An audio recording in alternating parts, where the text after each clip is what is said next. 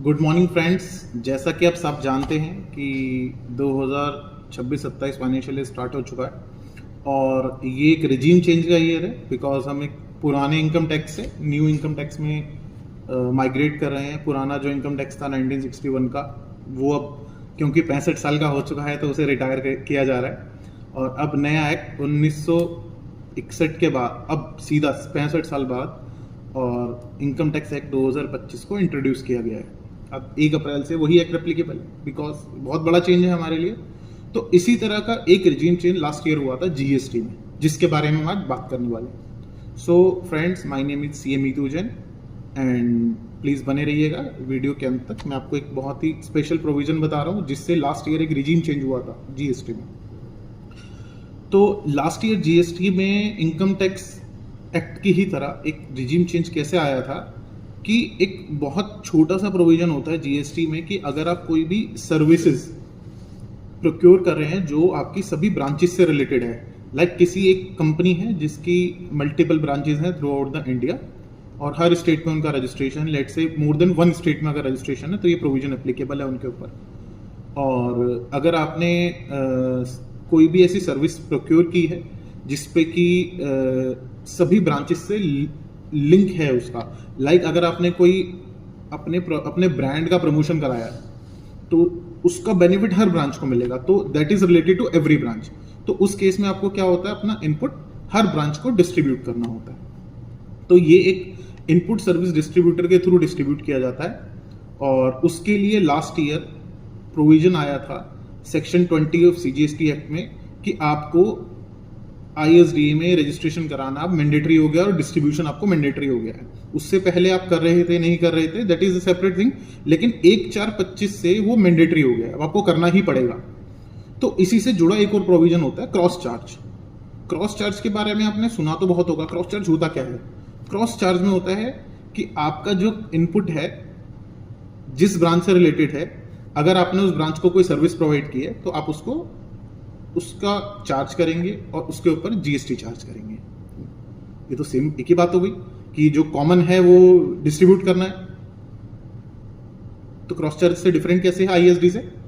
तो इसका एक बहुत ही बेसिक डिफरेंस होता है जो मैं आज आपको बता रहा हूं। ये एक थंब रूल है हमारे लिए कि हम इन दोनों में डिफरेंशिएट कैसे करें कि किस सर्विस को हम ISD कैटेगरी में रखें, किस सर्विस को हम क्रॉस चार्ज की कैटेगरी में रखें।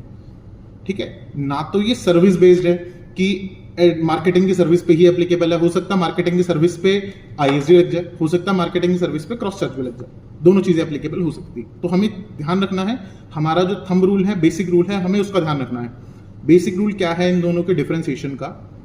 वो ये है कि आपकी सर्विसेज इंटरनली जनरेटेड है या आपकी सर्विसेज एक्सटर्नली जनरेटेड है।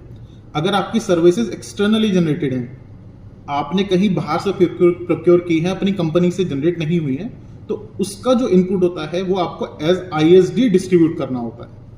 ठीक है? और अगर कोई आपकी सर्विस इंटरनली जनरेटेड है, उसे आपको, अगर आपने कोई सर्विस बाहर से नहीं ली, आप कोई ऐसी सर्विस है जो इंटरनली आप हेड ऑफिस से ब्रांच को प्रोवाइड कर रहे हैं, उस पर क्रॉस चार्ज एप्लीकेबल होता है। तो हमें ये बहुत क्लियर डिस्टिंक्शन रखना है कि हम जो सर्विस का इनपुट डिस्ट्रीब्यूट करने वाले हैं वो इंटरनली जनरेटेड सर्विस है या एक्सटर्नली प्रोक्योर्ड सर्विस है। फॉर एग्जांपल, अगर आपने अपना अकाउंटिंग डिपार्टमेंट है, आपके पास अकाउंटिंग का आपने आउटसोर्स किया है किसी एक चार्टर्ड अकाउंटेंट को जो आपको हर महीने का 1 लाख का बिल करता है, तो अगर वो आपकी 5 ब्रांचेस की अकाउंटिंग कर रहा है तो उसका इनपुट आपको सब पे डिस्ट्रीब्यूट करना होगा। जो डिस्ट्रीब्यूशन होगा वो ISD के थ्रू होगा क्योंकि वो एक्सटर्नली जनरेटेड सर्विस है। अगर आपने अपने यहां 2 अकाउंटेंट रख लिए जो परमानेंटली आपके ही पेरोल पे हैं और वो अकाउंटिंग करते हैं बाकी सभी ब्रांचेस की, इन दैट केस वो इंटरनली जनरेटेड सर्विस है क्योंकि वो हेड ऑफिस के अकाउंटेंट है और वो सर्विस आपकी ब्रांचेस को दी जा रही है। तो उस केस में आपको अपने हेड ऑफिस से अपनी ब्रांच को बिल करना होगा, which is also mandatory. Yes friends, ये मैंडेटरी क्यों है इसके बारे में एक छोटा सा प्रोविजन है हमारी CGST एक्ट में। CGST एक्ट का एक शेड्यूल 1 है जो कहता है कि अगर आप अपनी डिस्टिंक्ट पर्सन को कोई एक सर्विस प्रोवाइड करते हैं, चाहे वो कंसिडरेशन के साथ हो चाहे विदाउट कंसिडरेशन हो, लेकिन वो आपके फर्दरेंस ऑफ बिजनेस में है, तो उस पर वो एक सप्लाई मानी जाएगी, वो एक डीम्ड सप्लाई हो जाती है। डीम्ड सप्लाई है, एग्जैक्ट सप्लाई नहीं है, एक्चुअल सप्लाई नहीं है, वो डीम्ड सप्लाई है। Department will deem it is a supply and as per the law you have to charge GST. ठीक है, तो 2025-26 से ये प्रोविजन बहुत बड़ा शिफ्ट लिया है इस प्रोविजन ने, क्योंकि आईएसडी आपका मैंडेटरी हो गया है। तो आपको ध्यान रखना होगा कि कोई क्रॉस चार्ज का कोई प्रोविजन आपके ऊपर एप्लीकेबल है। अगर आपने 25-26 का अभी तक भी नहीं किया है तो प्लीज आप उसको कीजिए और आप चेक कीजिए, अपने कंसल्टेंट से चेक कराइए कि कहीं ऐसा तो नहीं कि वो आप पे एप्लीकेबल हो, और एप्लीकेबल हो तो आप उसकी वर्किंग कराइए, क्योंकि ये बहुत इंपॉर्टेंट चेंज है लास्ट ईयर का।